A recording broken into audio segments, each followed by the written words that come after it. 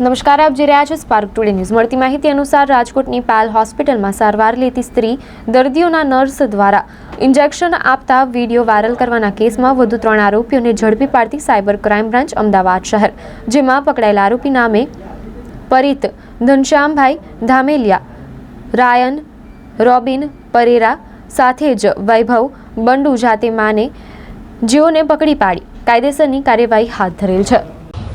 Ahmedabad cyber crime બ્રાન્ચે 2 અલગ અલગ team મોકલીને 3 બીજા આરોપીને પકડ્યા છે। એમાં પહેલો જે આરોપી છે વૈભવ માને કરીને છે, જે સાંગલી મહારાષ્ટ્રનો છે। અગાઉ જે 2 આરોપી પકડી ગયા છે, આ એમનો મિત્ર હતો અને ટેલિગ્રામ ચેનલ પર આ અશ્લીલ વિડીયોના વેપારમાં શેર કરવામાં એનો મદદગારીનો અહમ રોલ છે। એ અનુસંધાને એને અરેસ્ટ કરવામાં આવ્યા છે।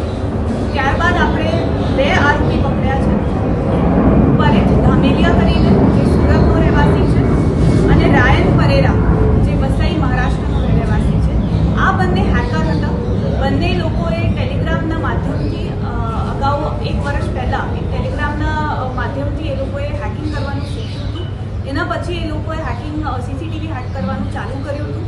છેલ્લા 9 મહિનામાં એમને 50,000થી ઉપર સીસીટીવી હેક કર્યા છે અને આ લોકોએ હેકિંગ માટે જે મેથડ યુઝ કરતા હતા એ પણ આનો ખુલાસો થયો છે। આ લોકો જે વલ્નરેબલ આઈપીસ હતા એનું આ 2 ટૂલ્સ સોફ્ટવેરના માધ્યમથી આ લોકો ટેસ્ટ કરતા હતા। પછી સોફ્ટવેર અને ટૂલ્સ યુઝ કરીને બ્રૂટ ફોર્સ અટેકથી આ લોકો સીસીટીવી હેક કરતા હતા। આ જે સીસીટીવી હતા એ ફક્ત હોસ્પિટલ સુધી સીમિત નહોતા। આ schools, factory, colleges, corporate offices, even બેડરૂમના સીસીટીવી ફૂટેજીસ આ લોકોએ હેક કર્યા છે। આમ ગણીએ તો 9 મહિનામાં 50,000થી ઉપર સીસીટીવીના ફૂટેજીસ આ લોકોને મળ્યા છે। અને પછી આ 2 જણ અને એની સાથે એક આરોપી જે વોન્ટેડ છે રોહિત સિસોદિયા કરીને, આ 3 જણની ટોળકી હતી જે આ સીસીટીવી હેક કરીને એમાંથી વિડીયોઝ લઈને એમાંથી કન્ટેન્ટ ક્રિએટ કરતા હતા, જે પછી આ લોકો ટેલિગ્રામ ચેનલ અને યુટ્યુબ ચેનલ પર વેચવા માટે મૂકતા હતા। તો આ એમનું પ્રથમ રોલ હતું।